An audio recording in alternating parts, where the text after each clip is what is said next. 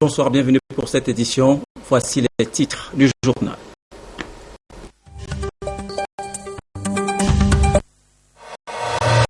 Clarisse Agbenienou a été élevée au rang d'officier de l'ordre du Mono par le président de la République.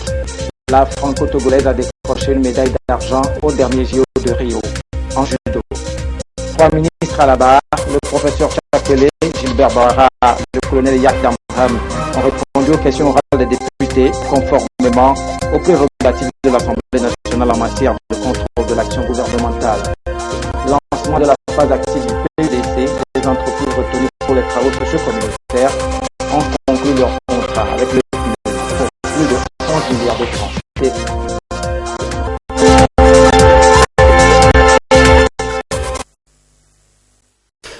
Voilà pour les titres, les performances économiques du Togo illustrées par divers agrégats qui clignotent au vert ne cessent d'attirer les investisseurs.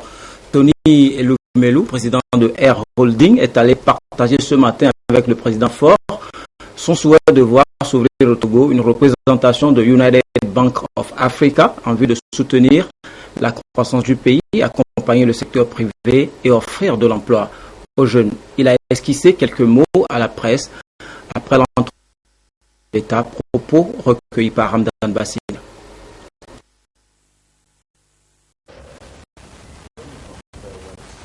I'm here to pay a courtesy call on the president. Nigeria and Togo share a lot in common. J'ai effectué une visite de courtoisie au président de la République. Comme vous le savez, le Nigeria et le Togo ont beaucoup en commun. Nous avons échangé sur les secteurs porteurs tels que le commerce, l'économie, et nous nous sommes attardés sur les activités de la société United Bank of Africa, un domaine dans lequel nous investissons et nous souhaitons voir le bureau s'ouvrir ici au Togo en vue d'aider les petites et moyennes entreprises. Ma fondation RS Holding aimerait aussi collaborer avec le président dans l'objectif d'aider les jeunes entrepreneurs togolais. En effet, nous avons un programme d'identification des jeunes entrepreneurs africains. L'année dernière, nous avons eu juste 4 Togolais. Des pays comme le Nigeria et le Kenya avaient plus de candidats, 160 environ. Je souhaite revenir rencontrer les jeunes et les hommes d'affaires du Togo et les sensibiliser davantage. Nous allons également apporter notre soutien au secteur d'éthique. Clarisse Agbenienou a été élevée au rang d'officier de l'ordre du Mono par le président de la République. La franco-togolaise a décroché une médaille d'argent au dernier JO de Rio. Nous y reviendrons dans le courant de cette édition. Alors, en dehors de la récompense des talents, le chef de l'État, pour approcher davantage sa politique sociale des populations et répondre au mieux aux besoins vitaux des couches les plus pauvres, a mis en œuvre le PUDC, Programme d'urgence de développement communautaire. Dans les zones rurales, la facilité de la circulation grâce aux pistes rurales constitue l'une des priorités.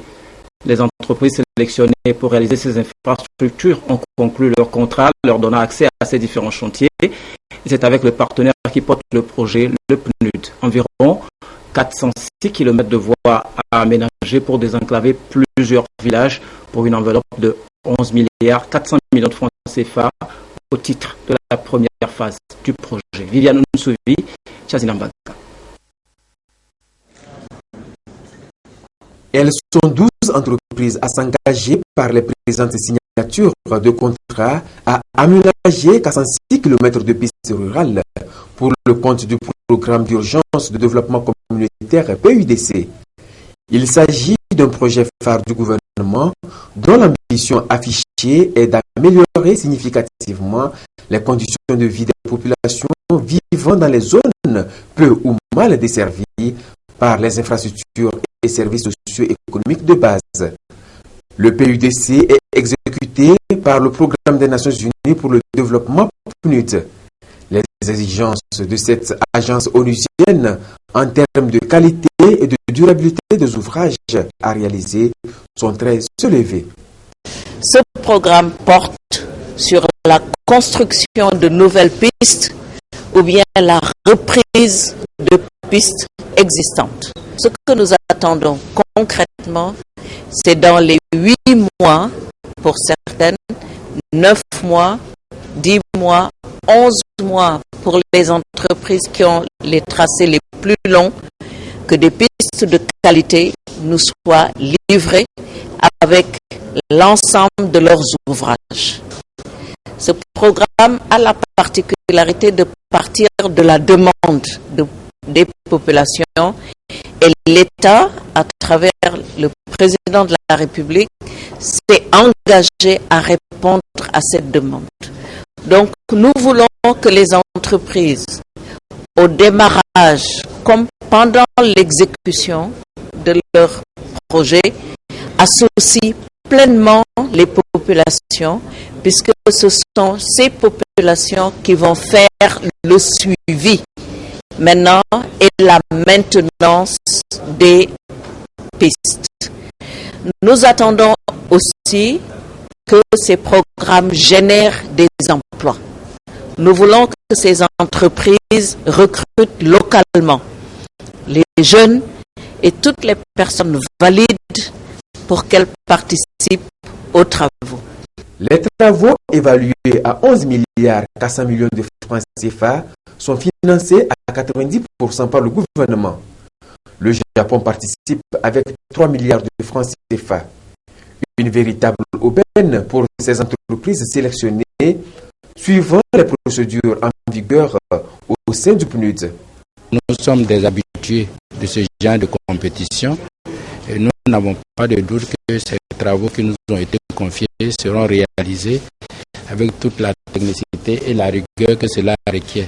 Nous allons prendre toutes les dispositions qui s'imposent pour pouvoir exécuter les travaux avec les qualités requises qu'il faut pour qu'au finish, on puisse avoir un bon ouvrage.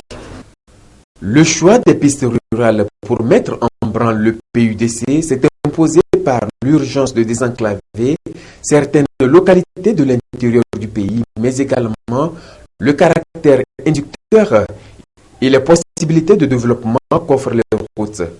Voilà pourquoi le gouvernement veut se montrer très regardant dans la réalisation des ouvrages. Sans route, sans piste, il n'y a pas de développement. C'est des routes en terre, donc des pistes en terre. Nous avons généralement une période favorable pour la réalisation de tels genres de travaux. Nous avons demandé aux entreprises de tout mettre en œuvre pour rester dans la période favorable pour l'exécution de ces travaux. Nous ne voulons pas être rattrapés par la pluie en cours d'exécution. Nous avons donc dit clairement notre préoccupation, c'est-à-dire nous serons exigeants sur le respect des délais contractuels. Nous serons également regardants sur la qualité des travaux qui seront réalisés. Parce que vous savez, c'est une piste. Si elle est mal faite, et il suffit seulement d'une seule saison de pluie et vous êtes obligé de revenir là-dessus. Nous serons très regardants parce que normalement, une piste qui est bien réalisée doit durer au moins 5 ans. Le PUDC émane de la synthèse des besoins pressants exprimés par les populations à la base pour sortir durablement de l'extrême pauvreté. Le programme a une durée de 3 ans, de 2016 à 2018. À terme, ce sont 2500 km de pistes rurales qui vont être réalisées. Autre partenaire stratégique du Togo, la BADEA, Banque arabe pour le développement économique en Afrique. Un expert de l'institution financière sillonne le pays à la rencontre de différents acteurs de développement et à la recherche d'indices concernant les futurs éventuels domaines d'intervention de la Banque au Togo. Nestor Moujou nous relate l'étape de Kara. Le Togo s'est doté depuis 2009 d'une politique nationale d'aménagement du territoire selon les normes de l'UEMOA. Toutes les actions de développement doivent se se faire sur la base de cette politique. Dans son processus de développement, le Togo bénéficie du soutien de la BADEA. La Banque arabe pour le développement économique en Afrique a désigné un expert pour le Togo. Le département en charge de la planification du développement a initié une tournée nationale pour le présenter aux différents acteurs sur le terrain. Cette mission vise aussi à permettre à cet expert de s'enquérir des réalités de développement sur toute l'étendue du territoire. Cette étape est celle de la région de Dakar. Les acteurs de développement auront à nous présenter leurs différentes perceptions, vont nous présenter le bilan de la mise en œuvre de l'aménagement du territoire au niveau de la région de la Kara. Nous avons un certain nombre de déséquilibres qu'on constate sur l'ensemble de notre territoire.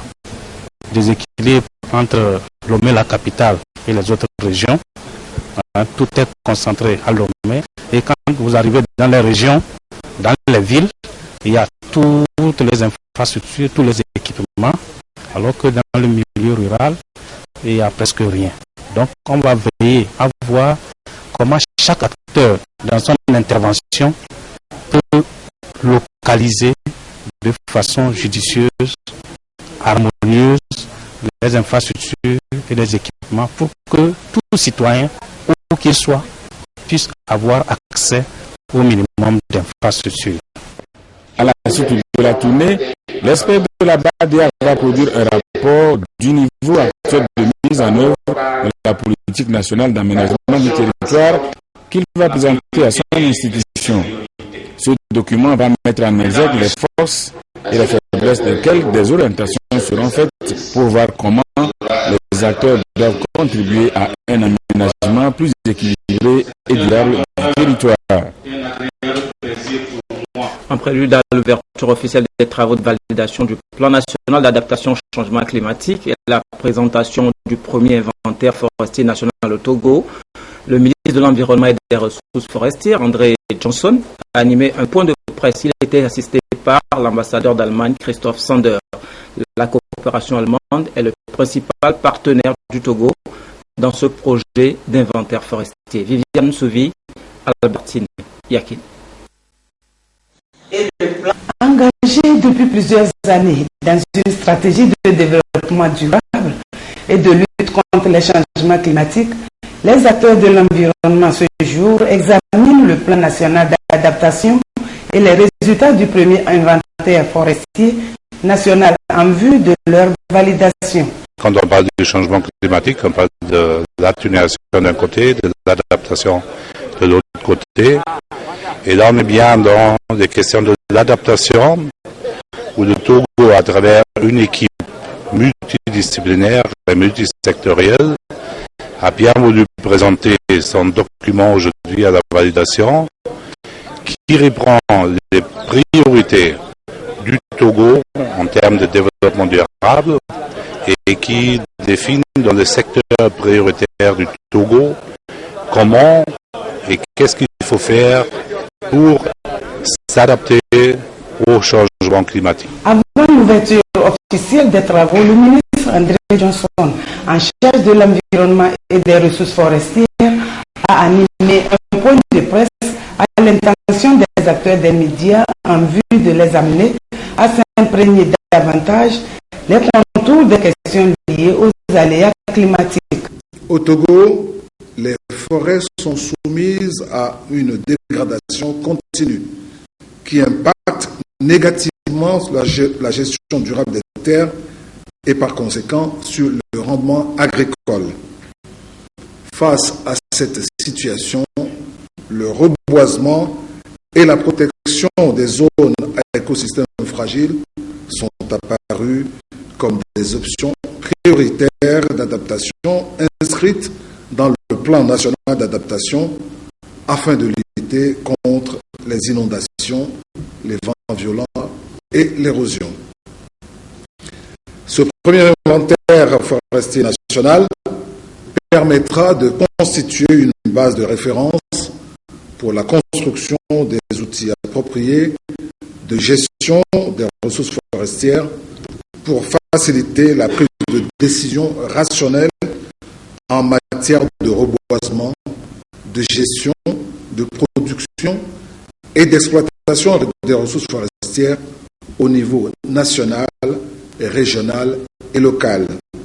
L'adaptation au plan national des changements climatiques est devenue un enjeu majeur qui appelle à une mobilisation nationale.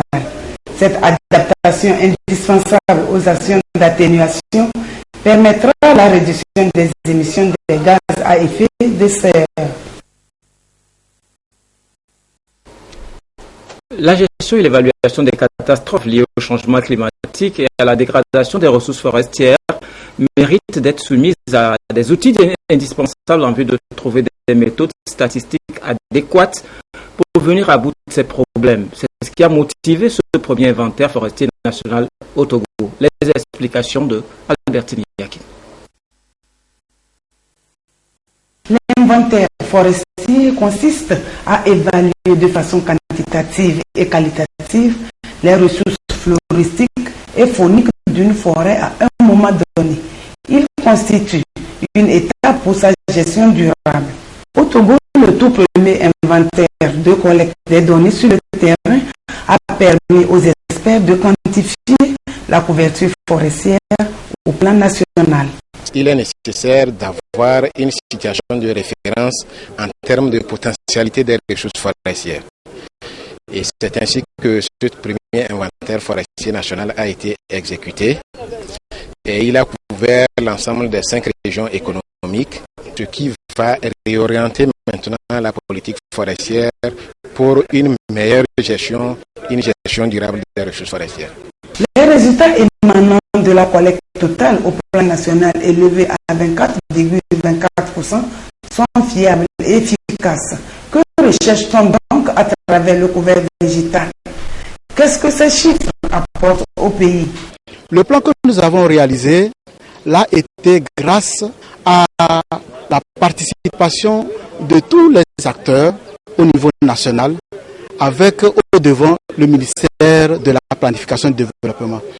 Et ce plan-là rassemble les différentes options d'adaptation qui vont permettre au Togo de s'adapter au changement climatique et de relever le niveau de résilience des populations en protégeant leurs moyens de subsistance et en assurant leur sécurité. Depuis 2007, le Togo connaît une série d'inondations et qui alternent parfois avec des moments secs qui annihilent les efforts des cultivateurs, de nos braves paysans.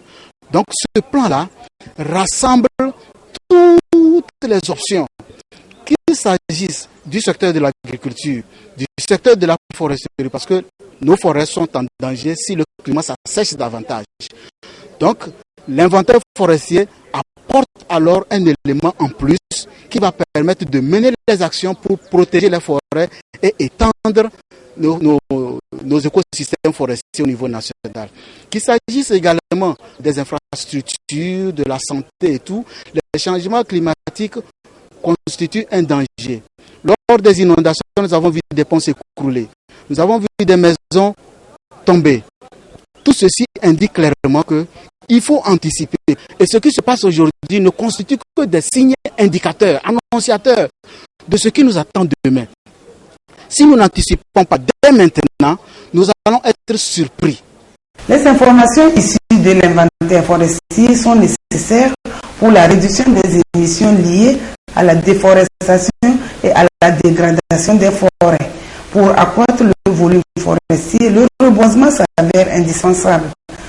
Ce processus favorise la croissance des forêts en matière de gestion durable. Elle a compétit pour la France, mais il y a aussi du sang togolais qui coule dans ses veines. Clarisse Agbenienou, au dernier JO de Rio, a décroché une médaille d'argent en judo, ce qui a fait bien sûr la fierté de la France, mais aussi celle du Togo. Et pour cela, le président de la République a élevé l'héroïne olympique au rang d'officier de l'ordre du Mono. Edem Sousoupa. Le moment est exceptionnel pour la judoka franco-togolaise Clarisse Agbenienou. Très fière d'elle-même, elle a franchi porte de la présidence de la République, accompagné des membres de l'association France-Togo. Le chef de l'État, et d'une manière signée, a voulu, au nom du peuple togolais, rendre hommage à cette compatriote valeureuse en portant l'argent au Olympique de Rio 2016 dans la catégorie des 204 kilos. Son parcours est élogieux et son succès mondialement reconnu. Vous voyez encore l'histoire avec 3 une médaille d'or et 2 médailles d'argent, 2 titres de championne d'Europe, 3 titres de championne de France senior et cette année à Rio de Janeiro, le titre de vice-championne olympique. Vous n'avez pas qu'un palmarès individuel avec votre équipe. Vous êtes, entre autres distinctions, médaillé d'or des championnats du monde 2014 en Russie, médaillé de bronze lors des championnats du monde 2013 à Rio de Janeiro. Au moment où elle décrochait le titre de championne du monde de judo des moins de 63 kg, excellence, vous n'aviez pas manqué d'adresser à notre compatriote une lettre de félicitations dans laquelle vous disiez ceci, je cite, « Cette prouesse inédite fait l'honneur et la joie de notre pays d'origine, le Togo, et constitue une source d'inspiration pour la jeunesse de notre pays. Au moment où la planète entière salue votre talent et votre persévérance, je vous adresse au nom du peuple togolais et à mon nom personnel mes plus vives et chaleureuses félicitations. » C'est fort de ce palmarès riche de la jeune judocrate de 23 ans que le chef de l'État, Fort Eswazimana Singbe, s'est fait le devoir de l'élever au rang d'officier de l'ordre du MONUC.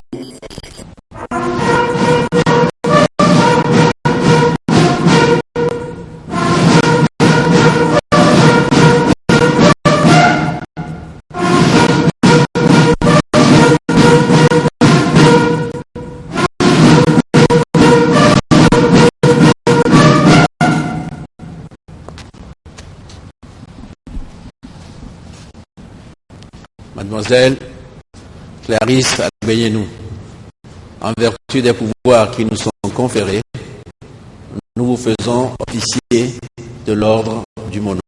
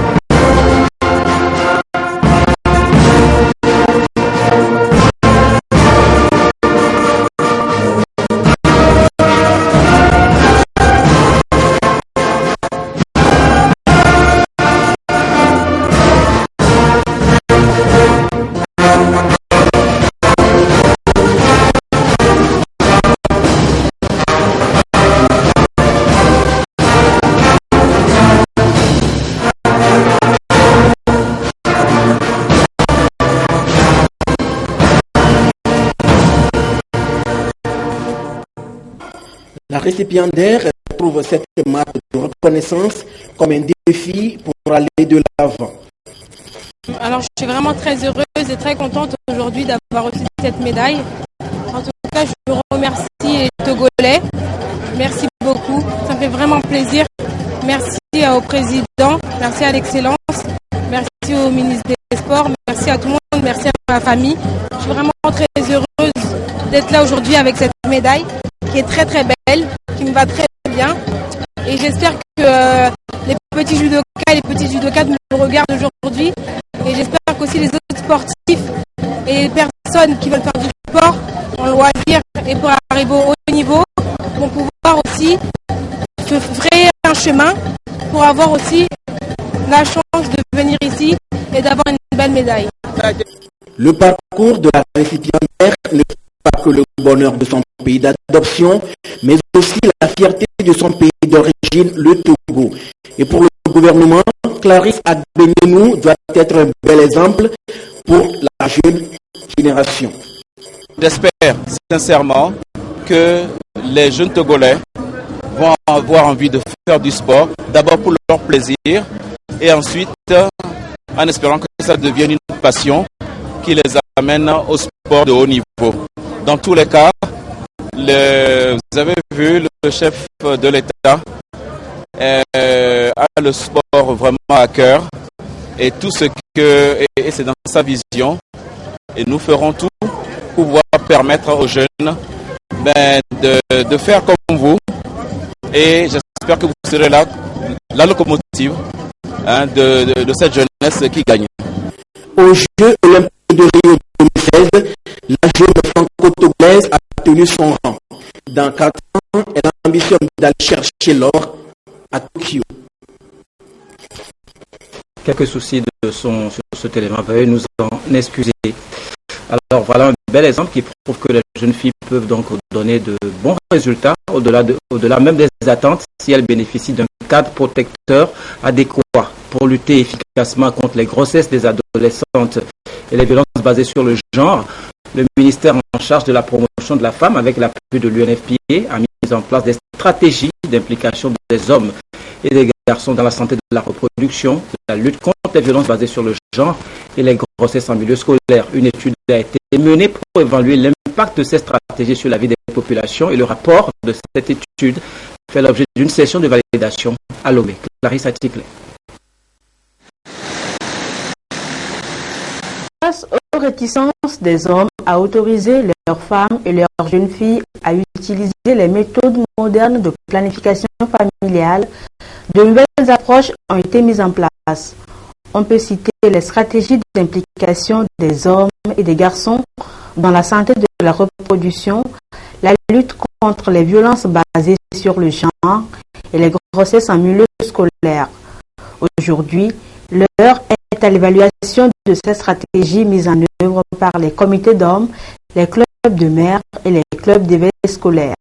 Il manque un cadre de concertation formel où les différents acteurs, l'UNFPA, le ministère de la Science sociale et la Croix-Rouge s'asseyent avec les autres partenaires pour pouvoir discuter et orienter l'exécution de cette stratégie que nous trouvons assez judicieuse.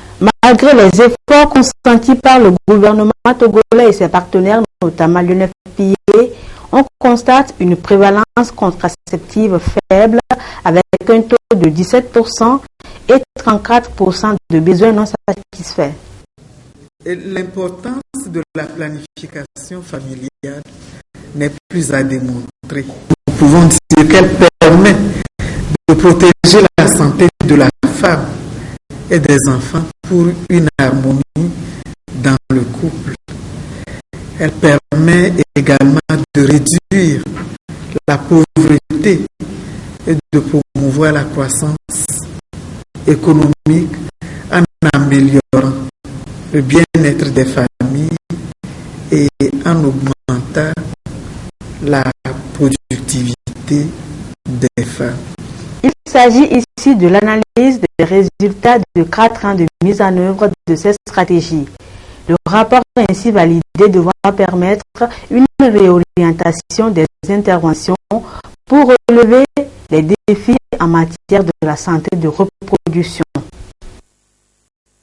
Autre rapport, celui de la mission du suivi des indicateurs régionaux de performance du projet multinational Bénin-Togo, destiné à la réhabilitation de l'AS Lomé-Cotonou et à la facilitation du transport sur le corridor Abidjan-Lagos. Cette étude fait l'objet d'échanges à Lomé. Arnold Kiliou pour de plus amples détails. Les experts et les acteurs du transport béninois et togolais mesurent ici l'impact du projet de réhabilitation de la route Lomé-Cotonou et de facilitation du transport sur le corridor Abidjan-Lagos. 5 indicateurs ont été retenus. Le volume des échanges commerciaux, le temps de parcours, la réduction du nombre de barrages routiers, la durée du transit aux frontières et le nombre d'accidents enregistrés sur le corridor Lomé-Cotonou. Après un an d'exécution du projet, les échanges sur ces indicateurs permettront d'améliorer les performances du projet dans sa phase 2. Nous allons terminer les activités de la phase 1 qui reste. Ce sont les travaux de construction du PCJ, mais qui sera elle-même accompagnée parce que elle sera aussi la mise en exploitation du PCJ une fois terminée sera accompagnée par les éléments de la deuxième phase qui permettront donc de prendre certains éléments qui n'ont pas pu être contenus dans la phase 1. À l'évaluation du projet, il y avait 200 accidents qui sont recensés sur le corridor. Déjà à l'évaluation de la phase 1 du rapport de l'an 1, le nombre d'accidents a baissé pour passer à 140 accidents. Donc vous voyez, nous évoluons. Donc c'est cela que nous mesurons. Donc c'est de manière à savoir qu'est-ce que l'investissement apporte. Et en conclusion, tous les indicateurs qui sont cités, les 5 indicateurs, ont évolué vers leur cible.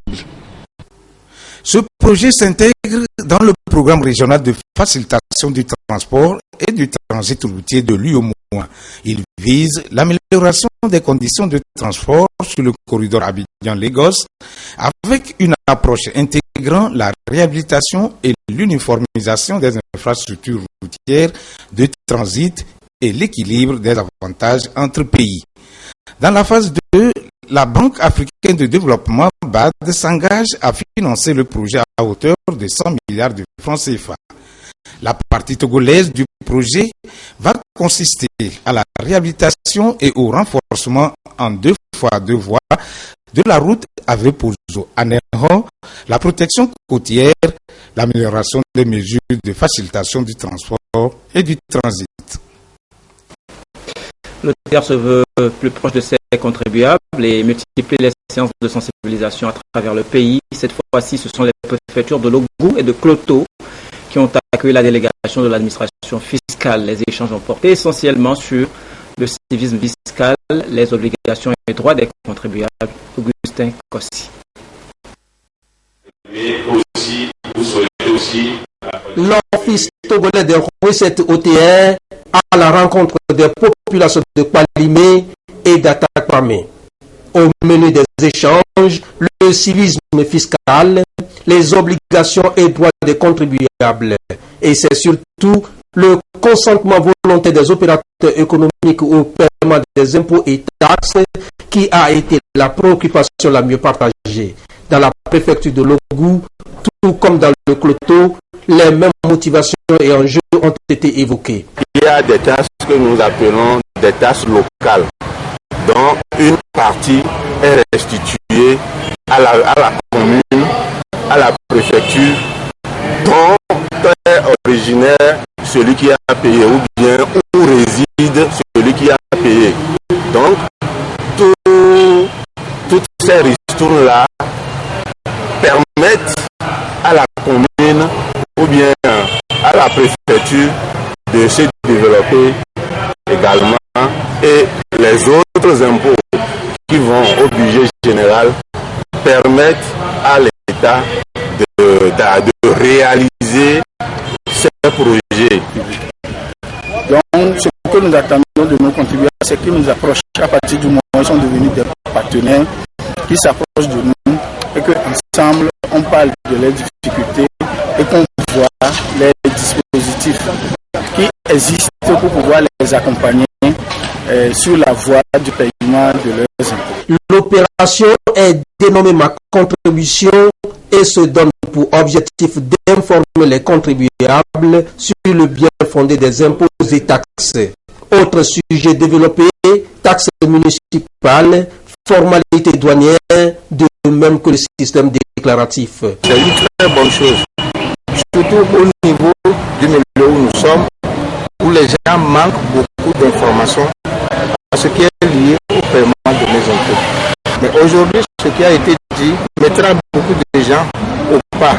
Et je crois que dans les années à venir, il y aura un grand changement dans le paiement des impôts. La délégation de l'OTR a aussi insisté sur l'importance de l'immatriculation fiscale et a appelé les contribuables à une collaboration sincère pour plus de mobilisation de ressources internes au profit du développement du pays.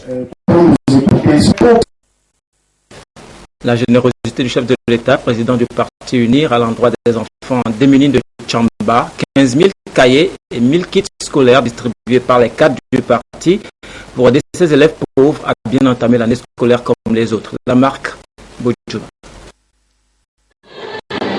Les cadres du parti UNIR de la préfecture de Tchamba se mobilisent pour l'éducation des enfants. Un don de kits scolaires a été fait aux enfants démunis de la préfecture. Le don, composé de 15 000 cahiers et 1000 kits scolaires, est une œuvre du président du parti Union pour la République. À l'occasion de la rentrée scolaire, le président a envoyé des fournitures.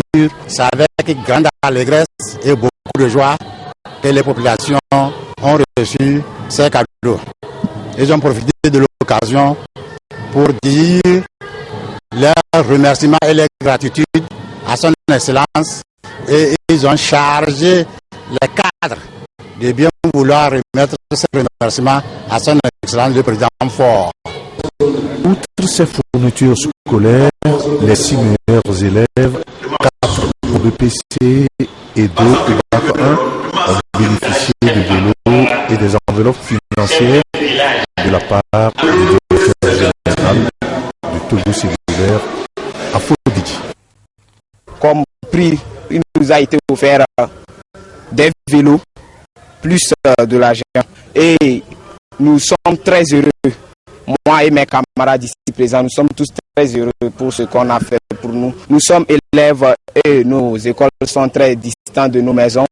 Donc, nous devons nous déplacer pour arriver à l'école. Grâce à ces moyens de déplacement qu'on nous a offerts, nous serons plus à l'heure à l'école. Ce don sera distribué dans les 10 cantons que compte la préfecture de Tchamba par le point focal UNIR. Avant d'entamer l'actualité sportive proprement dite, intéressons-nous à ceux dont le sport favorise le vol. Heureusement, les forces de sécurité veillent au grain. Dans la nuit du 26 au 27 octobre, des voleurs surpris en plein braquage ont été abattus par une patrouille de gendarmes de Douaré, Nathalie Panique.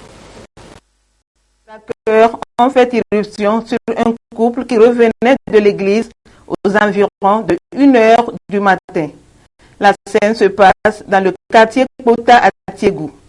Les deux voleurs, avant de s'enfuir, ont dépouillé le couple de tous leurs biens et tiré sur l'homme qui est blessé. À peine garé devant le garage, et madame devait descendre pour aller ouvrir le portail par derrière, par une autre entrée.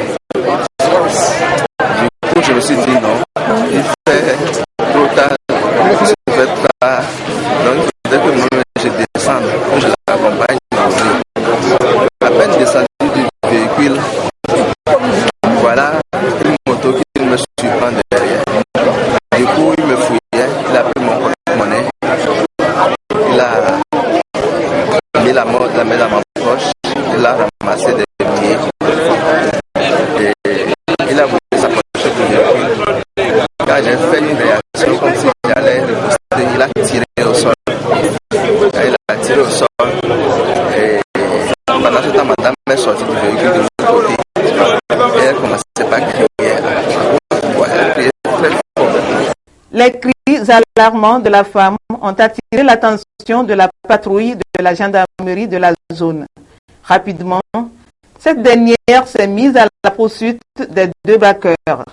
Une course-poursuite qui va se terminer par des échanges de tirs. Au cours de leur échange de feu avec les forces de l'ordre, deux braqueurs ont été mortellement atteints. Les forces de l'ordre et de sécurité appellent à la vigilance et à la collaboration de la population pour démanteler ces réseaux de malfaiteurs. Voilà, la page des sports. Claude, bonsoir. Vous êtes au rendez-vous. Bonsoir, Amé. Et il y a d'abord les éliminatoires des clubs champions de basketball. Oui, mais ces éliminatoires se poursuivent et ce jusqu'au 29 octobre prochain. Ce soir, nous allons pour présenter aux amis télésportifs le point des 5 premiers jours de la compétition avec l'ami Coco Konaté. Au terme de 5 journées de compétition, 2 clubs du Nigeria en hommes et dames se détachent du lot et relèguent leurs adversaires togolais, béninois et nigériens au second plan. Les dames de First Bank en 2 sorties ont engrangé 2 victoires avec des scores fleuves, notamment le 104 à 38 infligé aux Nigériennes d'STT Sporting Club. Les frères de Canopilas n'en font pas moins. 3 matchs, 3 victoires. Canopilas, ils sont restés les mêmes, mais on a senti que malgré leur grande expérience, les toutes jeunes équipes commencent par les titiller un peu. Ça veut dire que si ça continue, d'ici très peu, le niveau le fossé qui les sépare va se rétrécir et on aura beaucoup plus de compétition à un niveau très intéressant. Ces 2 équipes nigérianes ont déjà validé leur billet de qualification, tout comme l'étoile filante du Togo. Les Bleus de la capitale ont arraché de haute lutte le second ticket des dames à l'issue d'une rencontre retour après match disputé face aux Nigériennes d'STT battues dans les prolongations 86-80. Nous avons bien représenté notre pays, c'est notre premier objectif. Donc je suis très fière de moi, tout d'abord de mon coach à côté et de mes coéquipières. Canopilas et First Bank du Nigeria puis Étoile Filante du Togo déjà qualifiés. Les 2 clubs du Niger, Nigelec et STT Out. Il ne reste qu'une seule place à conquérir chez les hommes. Une place qui sera disputée entre 4 équipes, Elan et Aspac du Bénin, Customs du Nigeria et la Modèle du Togo, ayant chacune 2 victoires. Le deuxième sujet, une formation organisée à l'endroit des enseignants du sport pour le volleyball. Voilà. Effectivement, la séance s'est déroulée hier sur le terrain de volleyball. Elle a drainé enseignants et élèves issus des centres African Dream de Lomé. C'était en présence de Champion Youtuber. En pratique, toute formation a un bout d'inachevé. D'où cette sortie des enseignants d'éducation physique et sportive sur l'heure des jeux en compagnie d'une soixantaine d'apprenants. Une sortie pratique qui est le prolongement de la formation entamée depuis lundi portant sur les notions de base du volleyball. Sortie qui fait office de test d'évaluation. Nous avons joué un tournoi des jeunes qui se situe dans le cadre de la formation des enseignants que la fédération a inauguré le lundi dernier. Ce sont des élèves qui font partie du centre African Dream. African Dream, c'est un centre d'excellence où les élèves sont recrutés et suivent des entraînements réguliers. Il s'agit d'une formation pour les enseignants. Il y a 4 enseignants par ligue sur tout le Togo. L'expert a mis les enseignants dans des conditions pratiques d'organisation de jeux pour les évaluer. Ces enseignants ont déjà retenu beaucoup en tout cas.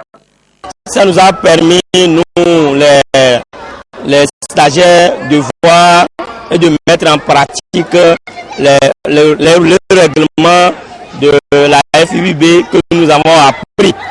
Les jeunes nous ont fait jouer et nous, on a appliqué le règlement. Ça veut dire que nous sommes vraiment satisfaits de l'organisation et satisfaits de la formation.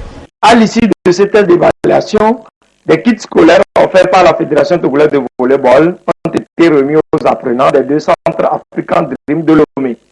Quant aux enseignants en formation, leur session s'achève demain. Oui, ainsi s'achève cette page de sport consacrée au sport de mer. Samedi, Alfred Koulani et ses invités seront au rendez-vous de Direct Foot. Au revoir Claude.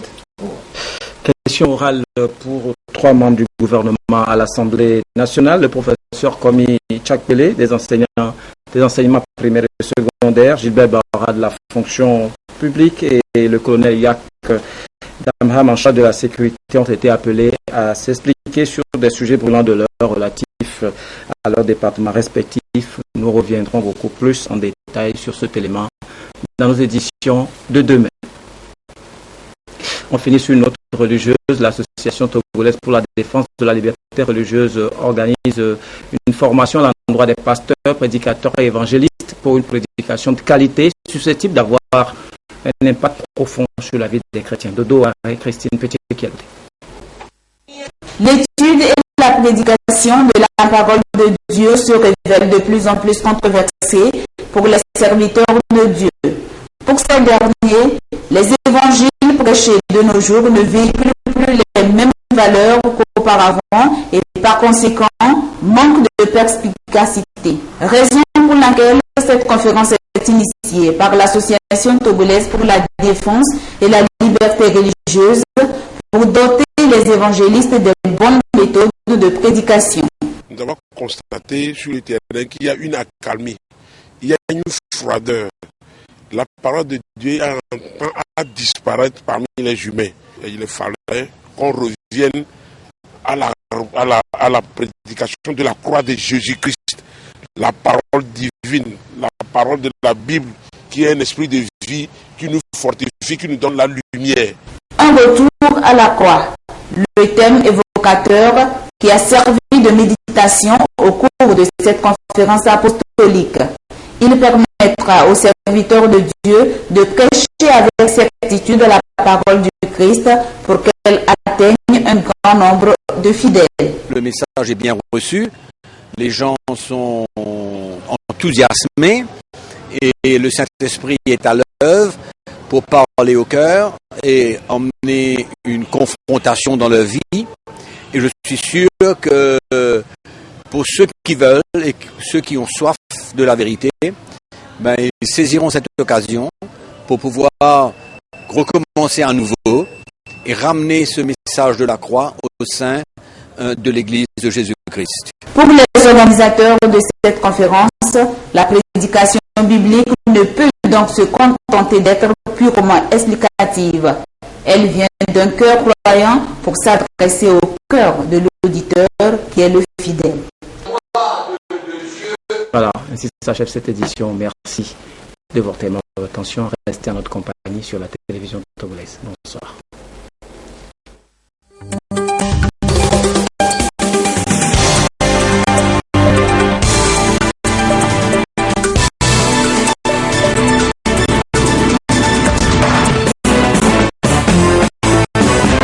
La TVT au cœur de l'information.